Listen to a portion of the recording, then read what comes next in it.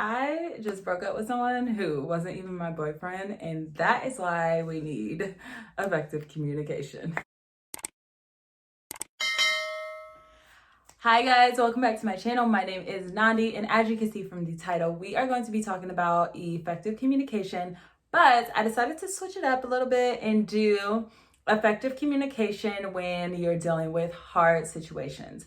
So let's get right into it. The first tip I have, and I actually have a video on this topic as well, and I will make sure that I link that up above, but it is to set clear boundaries. Now, do not be like me, right? I literally had a breakup with someone and we were not even together. And this is why you need boundaries, and you need to actually stick to your boundaries.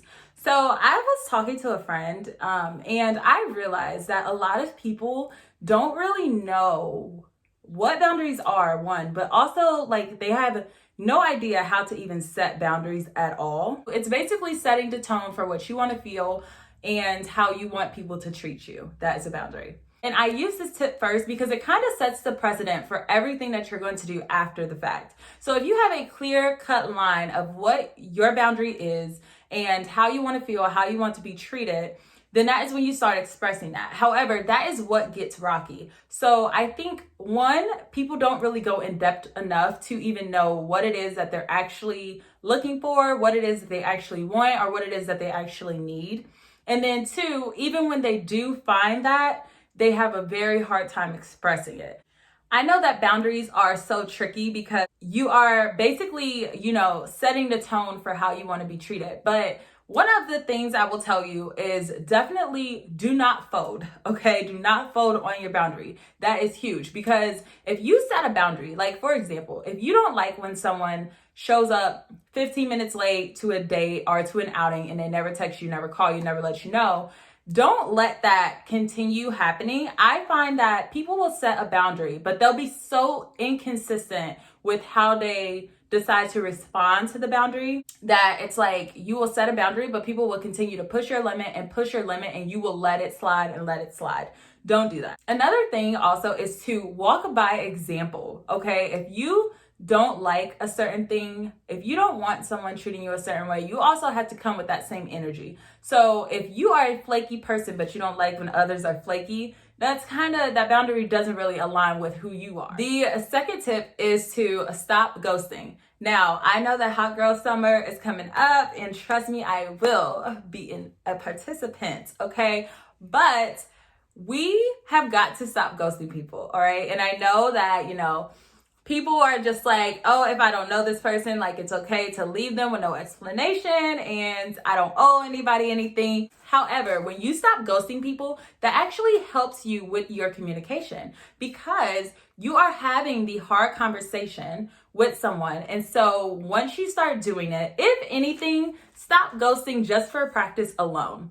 Because once you get in the habit of ending things with people, then it will get easier and easier to actually express what you need and express how you're feeling. You could say things like, hey, I think that you are a great person. You have a great personality. However, I just don't think the compatibility between us is there.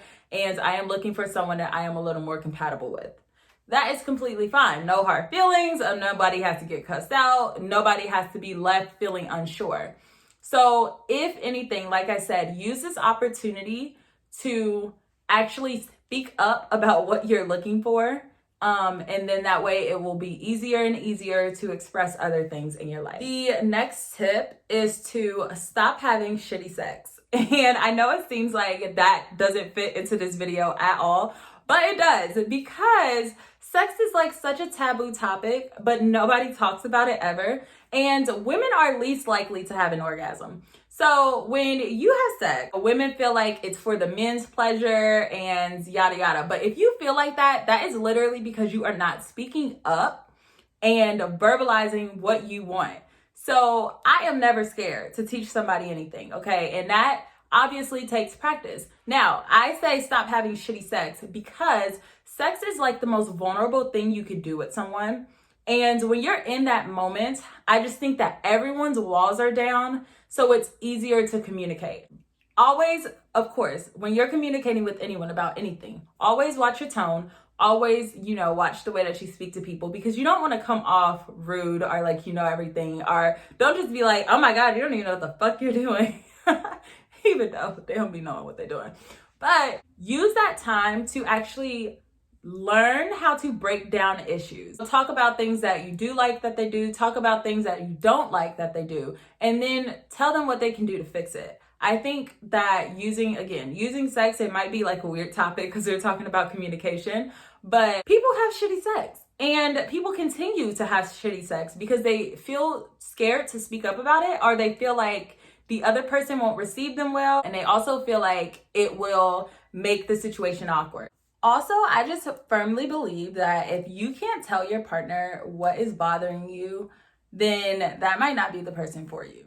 And the final tip is to stop jumping to conclusions. Oh my God, I would yell it at you guys if I could, okay? But please stop jumping to conclusions.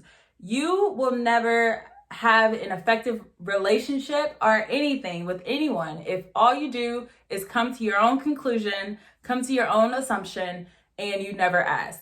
People just make things a lot harder than they have to be. And they will spend so much of their time worrying about a situation than asking and then clearing up the situation. In order to stop jumping to conclusions, one, if you find out something, just pause, okay? Pause. Do not let your emotions speak for you first. Take a minute, sit on what you hear.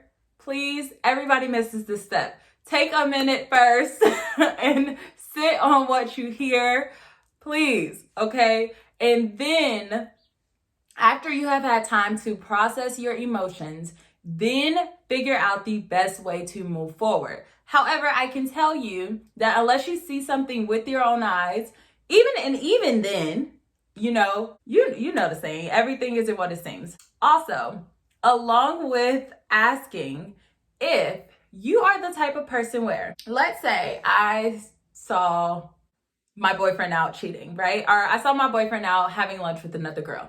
Instead of jumping to the first conclusion of I'm about to beat everybody's ass, I would take a minute to reflect, okay? And in that reflection, I would see, I'm just gonna wait. I'm gonna ask him what's going on, okay? So ask what's going on, and then give that person the benefit of the doubt. If they say, oh, it was just a coworker, I was just out having lunch. Oh, it was a friend that came into town, we were out having lunch, so sorry I didn't let you know.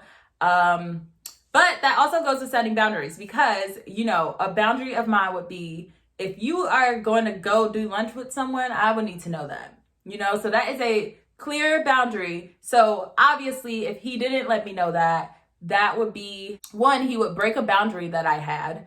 And then two, I would have to deal with both of those issues separately.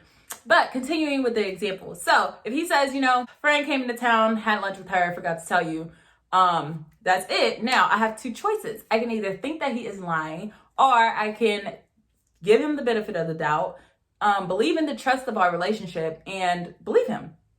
The issue is that even when you ask someone something, a lot of people just think that they're lying. And I understand that people lie. Obviously, I'm not naive.